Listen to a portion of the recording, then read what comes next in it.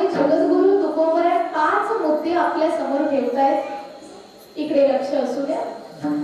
पहिला मुद्दा, जगद्गुरु तुकोबराय आपल्याला देव आणि भक्त यांच्यामध्ये काय नातं आहे ते सांगतात. दुसरा मुद्दा, देवाचं अस्तित्व सांगतात. तिसरा मुद्दा, देवाचं स्वरूप सांगतात. चौथा मुद्दा, देवाचं कार्य सांगतात. आणि पाचवा मुद्दा, देवाचा स्वभाव सांगतात. एका वाक्यात सांगायचं झालं तर आज आपल्याला या चिंतनामधून देव पाहायचा आहे. नक्कीच आमच्या अंतःकरणामध्ये जो भगवान परमात्मा विराजमान आहे, बस त्या अंतरीच्या देवाला जाग करायचं आज आपल्याला आहे.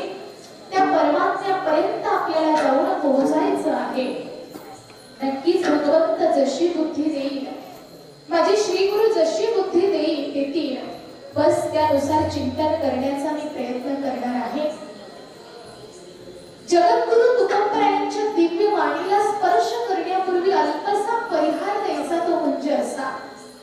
आज या ठिकाणी श्री क्षेत्र माळेगाव पठार या गावामध्ये अखिल कोट ब्रह्मांड नायक कारण कारण करुणा करुणालय भक्त वत्सल जगताधार रुक्मिणी प्राण संजीवण श्री पांडुरंग परमात्म्याच्या असीम कृपेद्वारा ग्राम दैवताच्या हनुमंतरायांच्या कृपा आशीर्वादाने आदिगुरु संत महात्म्यांच्या कृपा आशीर्वादाने थोरा मोठ्यांच्या मार्गदर्शनाने उपस्थित गुणीजन महाराज मंडळी, गायनाचार्य, मृदुंगाचार्य, टाळकरी, वारकरी, माळकरी आणि माझा सकल देवरूप श्रोतुवर्ग सर्वांच्या उपस्थितीमध्ये संपन्न होत असलेला हा भव्य दिव्य अखंड हरिनाम सप्ताह सोहळा आणि ह्या सोहळ्यातील आजच्या 5व्या दिवसाचं कीर्तनरूपी पुष्प हे समस्त ग्रामस्थ वासियांच्या वतीने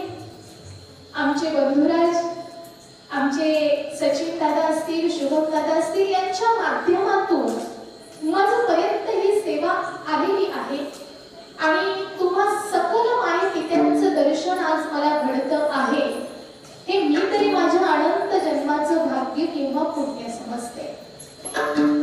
बघा, सुरुवातीला मला तुम्हाला एक गोष्ट महत्त्वाची सांगावीशी वाटेल.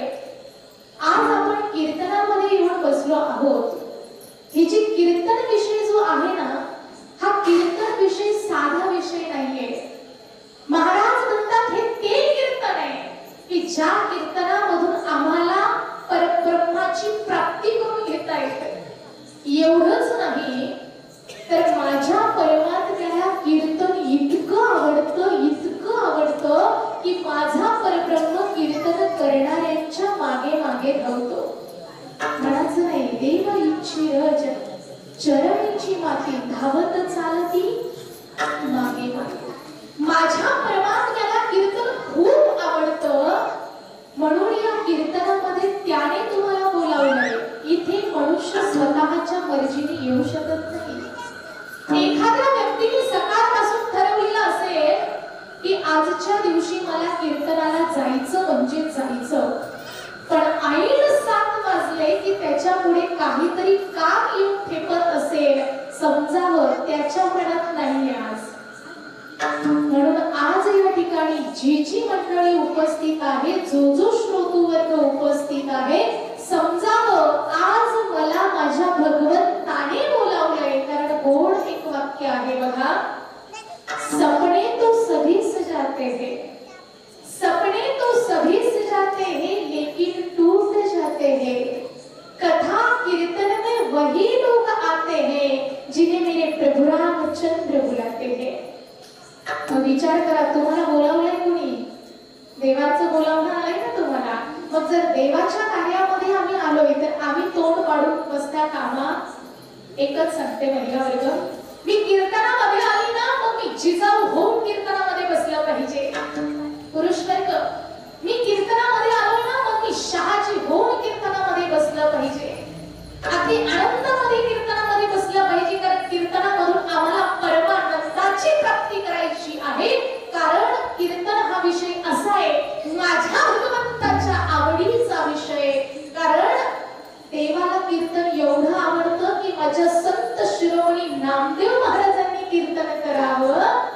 प्रसंग सर्वांना माहिती आहे. नामदेव महाराजांनी कीर्तन करावं आणि विश्वाच्या मालकाने, विटेवरच्या मालकाने नामदेवरायांच्या कीर्तनामध्ये नाचावं. आणि फक्त नाचतच नाहीये तर नाचता नाचता एवढं देहभान विसरले की पितांबर गळून पडला तरी देवाला देहभान नाहीये. इतकं माझ्या भगवंताला कीर्तन आवडीचा विषय. कबीरदासजी महाराज सांगताय देवा पितांबर गळून पडलाय. नाचता नाचता देवाचा गळला पितांबर.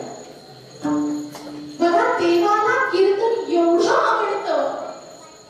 मग आपण ते कीर्तनामध्ये आलोय ना, मग त्या देवाला एकच इच्छा व्यक्त करायची. देवा एकच मागणं मागायचं देवाकडे. देवा तू मला बोलावलंय ना रे. मग ऐक, माझ्या अंतःकरणामध्ये असलेले दोष नाहीसे झाले पाहिजे देवा.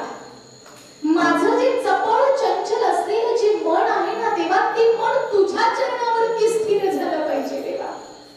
देवा अनंत युगापासून, अनंत जन्मापासून, अनंत काळापासून मला तुझ्या प्राप्तीची भूक लागली रे देवा.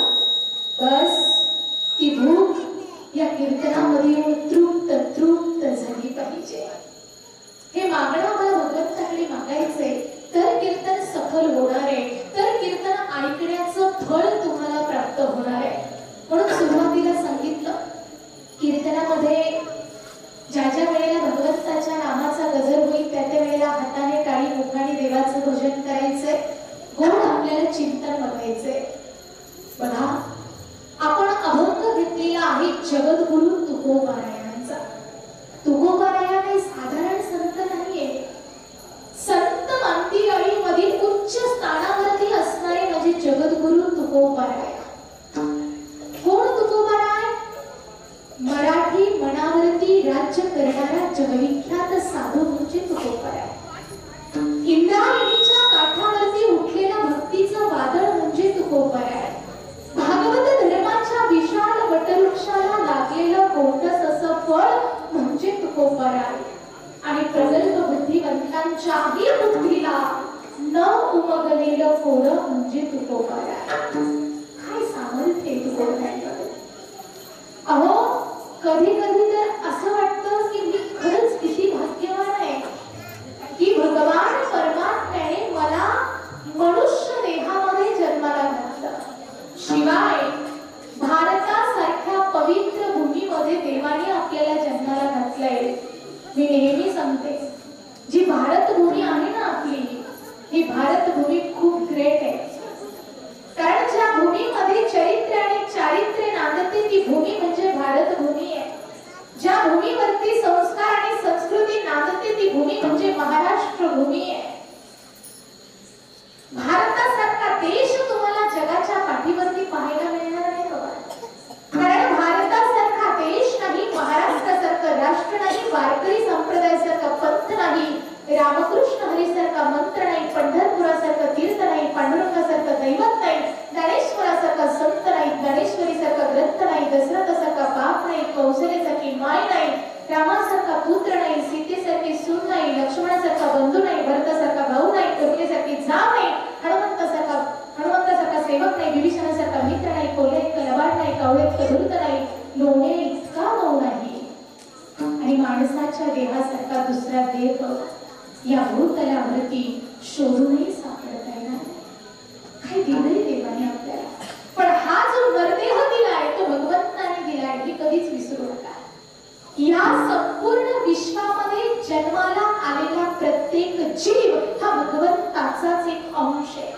प्रत्येक जीव भगवंताचा अंश आहे. अगदी जीवदशेपासून ते शिवदशेपर्यंत, मुंगीपासून ते हत्तीपर्यंत, अनाथापासून ते सनाथापर्यंत, विषयानंदापासून ते ब्रह्मानंदापर्यंत, मुक्तापासून ते मुमुक्षुपर्यंत, काश्मीरीच्या नंदनवनापासून ते मलयागिरीच्या चंदनवनापर्यंत जन्माला आलेला एकूण एक जीव हा भगवंताचाच अंश आहे. आपण सगळे भगवंताचे अंश आहे. तुकोबाराय म्हणतात जीवीच्या जीवना तुका म्हणे नारायणा. आपण सगळे भगवंताचा अंश आहे. किडे, माकुडे, वनस्पती, फळझाड, फुलझाड, जनावर,